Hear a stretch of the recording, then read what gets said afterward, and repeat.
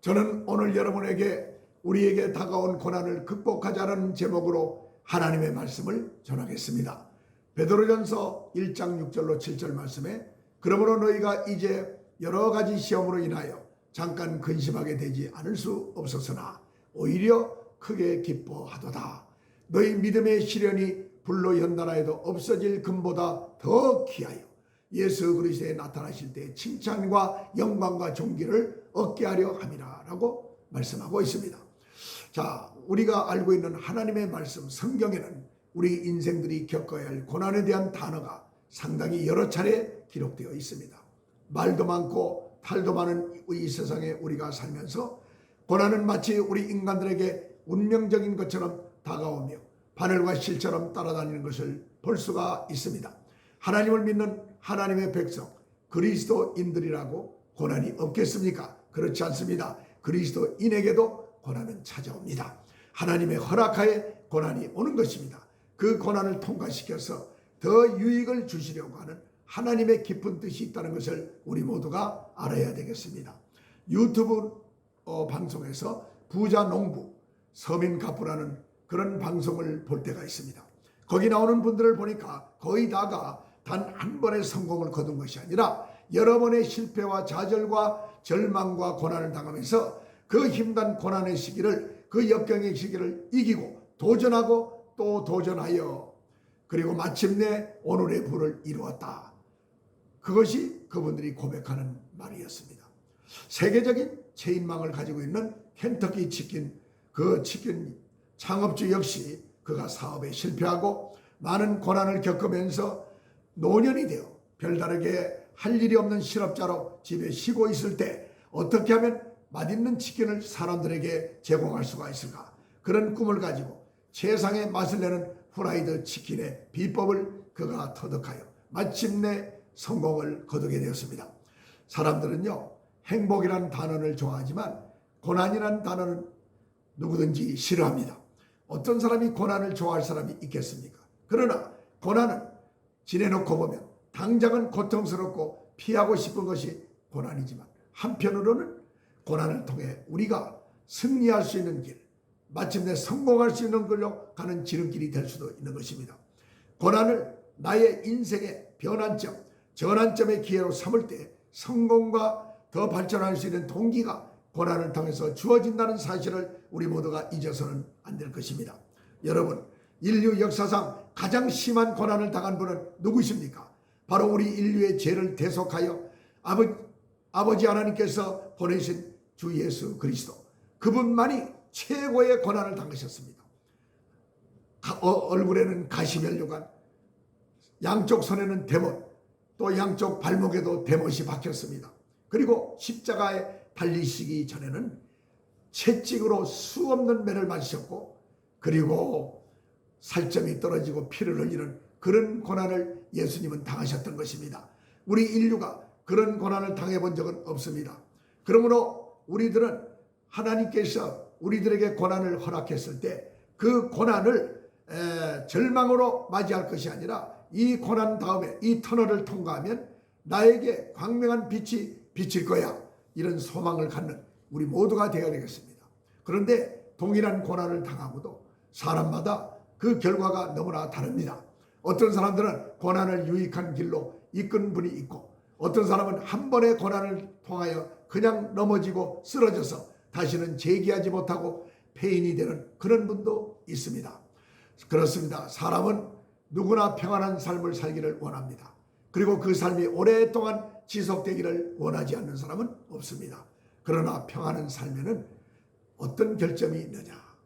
사람이 너무나 느긋해지고 매너리즘에 빠지게 되고, 그러다 보니까 쓸데없는 잡념이 많이 생기고 허무한 생각이 오고, 그래서 내 인생은 무엇인가, 이렇게 오히려 자기 마음의 중심을 잡지 못하고 이상한 생각을 하면서 오히려 번민에 사로잡히는 사람들이 많이 있는 것입니다.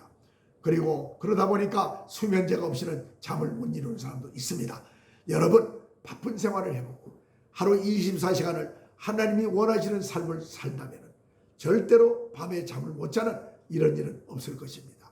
푸른 초장에서 한가롭게 평화롭게 놀고 있는 양떼들도 우리가 보기에는 좋지만 그들이 만약에 적들이 없고 너무나 평안하면 양들이 살이 찌고 운동력이 부족해서 새끼 놓는 것도 지장이 많다고 합니다.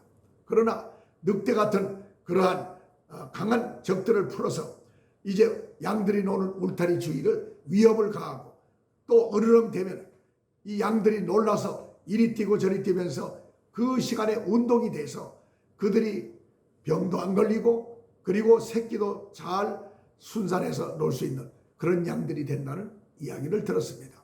우리의 신앙생활도 그렇습니다. 요새 우리들이 탄압을 많이 받고 있습니다. 자, 그러면 우리가 탄압도 없고 너무나 자유스러운 예배만 계속 드려왔습니다. 그랬더니 우리들의 믿음이 과연 어떻게 됐습니까?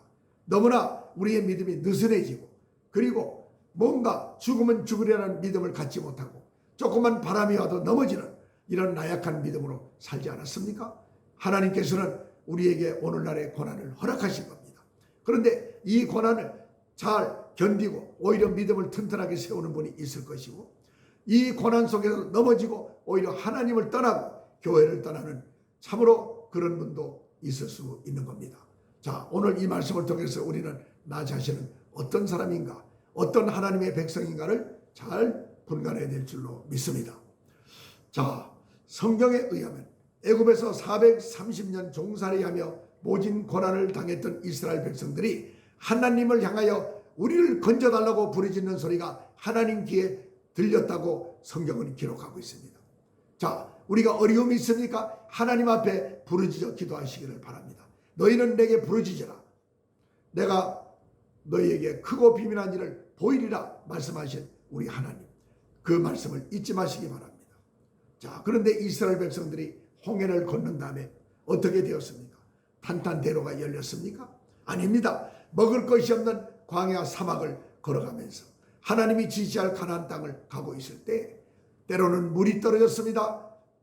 먹을 것이 없을 때마다 우리 하나님은 아침마다 만나를 내리셔서 40년 동안을 먹여주셨습니다. 그 하나님을 여러분 신뢰하지 못하는 사람은 참으로 불쌍한 사람이 아니고 누구겠습니까? 하나님을 의지하고 하나님을 전적으로 믿으시기 바랍니다. 낮에는 구름 기둥으로 밤에는 불 기둥으로 이스라엘을 인도하신 하나님, 그 하나님이 오늘도 우리와 함께 하시는 것 여러분 잊지 마시기 바랍니다. 우리가 살면서 때때로 찾아오는 그 고난의 배후에는 사탄 마귀가 있다 하더라도 그 고난을 허락하신 분은 하나님의 주권 속에 있는 것입니다. 고린도전서 10장 13절에 사람이 감당할 시험밖에는 너희에게 당할 것이 없나니 오직 하나님은 미쁘사 너희가 감당치 못할 시험 당함을 허락지 아니하시고 시험 당할 쯤에 또한 피할 길을 내사 너희로 능히 감당하게 하시느니라. 이렇게 귀한 말씀을 우리에게 주셨습니다. 오늘날 전 세계 사람들이 전염병의 창궐로 인하여 아주 혼미한 상태에 빠져 있고 두려움에 빠져 있습니다. 전에는 경험해보지 못한 혼돈의 시대를 맞이했습니다. 그러나 자비의 하나님은 우리에게 감당할 시험밖에는 주시지 않았다는 것을 우리가 알아야 합니다. 자, 살아서도 하나님 뜻대로 살아서 우리가 하나님의 보호를 받고 죽어서도 천국에 간다. 이 정체성을 잊어버리지 말기를 바랍니다. 야고보서 5장 13절에 너희 중에 고난당한 자가 있느냐 저는 기도할 것이요 라고 말씀하고 있습니다. 자, 기도할 수 있는데 왜 우리가 걱정 의심에 빠집니까? 기도할 수 있는데 왜 두려움에 쌓여 있습니까? 여러분 고난을 당하고 있습니까? 기도하시기 바랍니다. 기도는 역사를 일으킵니다. 기적을 일으킵니다. 하나님의 말씀인 성경 읽는 것이 싫고 기도하기 싫어서 교회를 떠나는 그리고 비참한 인생을 살지 않기를 바랍니다. 사랑하는 여러분, 그렇게 살지 말고 고난을 이긴다, 극복한다, 즐거운 마음으로 하나님을 찬송하는 우리 모두가 되어야 될 줄로 믿습니다. 우리 대부분의 그리스도인들이 평소에 기도를 잘하지 않다가 고난을 당하면 기도하는 그래도 좋은 습관이 있습니다. 그러지 말고 고난 없이 평안할 때도 기도를 쉬는 죄를 범하지만 우리 모두가 되어야 될 줄로 믿습니다. 오늘날 교회들이 큰 고난을 당하고 있습니다. 대부분의 교회들이 중국 우한 바이러스 코로나19 이 전염병에 대한 방역 수칙을 나름대로 잘 지키고 있었지만 몇몇 교회가 문제가 있었다 하여서 전국적으로 교회들이 지금 탄압 아닌 탄압을 받고 있습니다. 전염병을 퍼뜨리는 숙주 역할을 하는 곳으로 국민들에게 손가락질을 당할 정도로 이 뉴스가 이상한 방향으로 전파되고 있는 것입니다. 그러나 천주교나 불교는 예외로 하고 있습니다. 지하철이나 식당, 마트 역시 아무런 통제가 없이 다만 마스크만 끼면 된다. 그런데 교회에서는 마스크도 끼고 거리 간격도 많이 띄우고 그리고 소독도 철저히 하고 했지만은 교회만큼은 안 된다. 이것은 도저히 납득이 가지 않고 이해가 되지 않는 그런 탄압을 받는 시대에 우리가 와 있습니다. 우리나라 속담에 무식하면 용감하다는 말이 있습니다. 정치하는 사람들이 하나님을 믿지 않거나 하나님이 어떤 분이신가, 하나님께 드리는 예배가 무엇인지 예배의 참뜻을 모르기 때문에 모르면 배워야 되는데 배우지도 않고 아주 중요한 하나님을 경배하는 이것을 막는 자들이 있습니다. 하나님의 자녀들을 핍박하고 대적하는 자들이 성경에 의하면 당할 환난들이 있고 그들은 300가지 저주가 임한다고 되어 있는데 그걸 누군가가 그들에게 가르쳐줘야 될 줄로 믿습니다. 그들이 하나님을 믿지 않거나 전혀 모르는 것은 그들의 자유겠지만 하나님이 누구신가 이 정도는 알아야 될 줄로 믿습니다. 지금이라도 제발 성경을 읽어보기를 바랍니다. 하나님을 제대로 알기를 바랍니다. 전염병을 조기에 종식시키려면 하나님 앞에 범죄한 죄들을 모두가 회개해야 될 줄로 믿습니다. 이러한 문제가 괜히 오는 것이 아닙니다. 정치하는 사람들부터 국민들까지 모두가 정직하지 못하고 하나님이 볼 때 정말로 쓰레기 같은 인생들을 살아갈 때 하나님은 무서운 전염병을 허락한다는 이 사실을 알아야 되는 겁니다. 교회가 전염병을 퍼뜨리는 곳입니까? 죄를 생산하는 곳입니까? 오히려 죄 짓지 말자고 외치는 것이 교회 아닙니까? 그러면 이럴 때일수록 교회를 개방해서 하나님 앞에 하나님의 말씀을 가지고 우리 국민들을 계몽해야 될 것이 교회가 아니겠습니까? 지도자라면 이 정도는 알아야 될 줄로 믿습니다. 그 유명한 다윗 왕이 자기의 의를 드러내고자 인구조사를 임의대로 했다가 하나님 앞에 책망을 당하고 세 가지의 재앙을 한 가지를 선택하라는 이런 기사를 봐야 될 줄로 믿습니다. 너희가 3년 기근을 택할 것이냐? 석 달 동안을 적군들에게 쫓겨다니겠느냐? 아니면 전염병이 사흘 동안 온 나라에 퍼져서 사람이 죽는 것을 원하느냐? 그러나 다윗은 적군들에게 쫓겨다니는 것보다 그리고 3년 동안의 기근보다는 차라리 전염병을 택하겠다 이렇게 한 장면이 나옵니다. 그랬더니 불과 3일 만에 7만 명이 죽었다는 이런 통계가 있는 것입니다. 그 결과 어떻게 되었습니까? 우리 하나님은 그걸로 끝이지 않고 전염병을 예루살렘 성에도 퍼뜨리기 위해서 천사가 이제 일을 시작하려 할 때 천사에게 우리 하나님께서 네가 여호와께서 보시고 이 재앙 내리신 것을 마음 아파하시고 벌을 내리는 천사에게 이제 그것으로 족하다. 네 손을 거두라. 자, 여기서 우리가 알 수 있잖아요.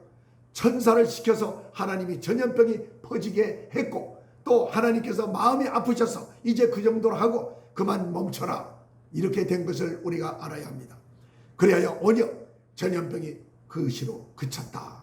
그런데 오늘날 어찌하여 전염병을 그치게 해주실 하나님 앞에 나와서 자기들의 죄를 자백하고 전염병을 그치게 해달라고 가슴을 찢고 마음을 찢고 회개하지 않고 교회 문만 닫으라고 하는 겁니까? 이건 뭔가 크게 잘못된 겁니다. 하나님의 진노가 온 세상에 사무쳐 있다는 것을 우리가 알아야 되는 것입니다. 여러분, 성경 요나서에서 요나가 니느웨 성으로 가서 무엇을 외쳤습니까? 니느웨 성 사람들은 하나님을 믿지 않는 사람들이었습니다. 왕이나 신하나 백성들이 다 믿지 않고 이스라엘만 믿고 있었습니다. 이스라엘의 선지자 요나를 보냈습니다. 그가 외친 게 뭡니까? 니느웨가 무너지리라. 하룻길을 행하면서 이 한마디를 외쳤습니다. 그랬더니 니느웨 성 백성이 어떻게 됐습니까? 하나님을 믿고 금식을 선포하고 그 나라 니느웨 왕과 신하들과 물론이고 백성들 전부가 남녀노소 할 것 없이 금식을 선포하고 굵은 베옷을 입고 머리에는 재를 뒤집어 썼다. 이것은 철저한 회개를 말하는 것입니다. 자, 왕이 그 대신으로 더불어 조서를 내려 니느웨에 선포하여 가로되 사람이나 짐승이나 소떼나 양떼나 아무것도 입에 대지 말지니 곧 먹지도 말 것이요 물도 마시지 말 것이며 사람이든지 짐승이든지 다 굵은 배를 입을 것이요 힘써 여호와 앞에 나와 부르짖을 것이며 각기 악한 길과 손으로 행한 강포에서 떠날 것이라. 자, 이것이 바로 재앙을 면할 수 있는 길이라는 겁니다. 하나님을 믿지 않은 사람들이었지만 40일이 지나면 너희 니느웨가 무너지리라 이 말씀을 듣고 그들은 교만하게 있은 것이 아니라 즉시 하나님 앞에 무릎을 꿇었다. 우리나라나 전 세계 나라와 족속들이 지금 그럴 때가 아니겠습니까? 여러분, 입에 마스크만 낀다고 이것이 해결되는 겁니까? 하나님 앞에 죄를 사함받아야 이제 이 전염병도 끝나고 우리 지구상의 재앙도 물러갈 줄로 믿습니다.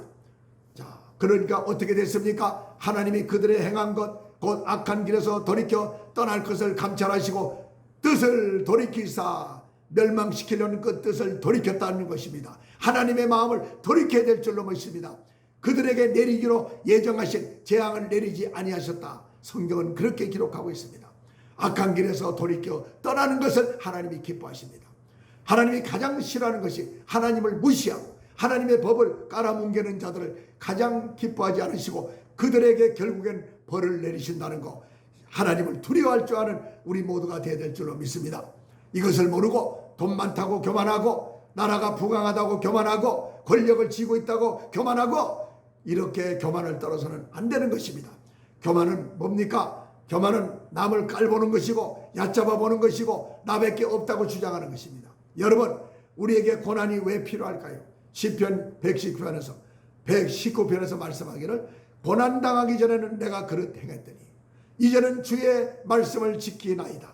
고난당한 것이 내게 유익이라 이로 인하여 내가 주의 율례를 배우게 되었나이다.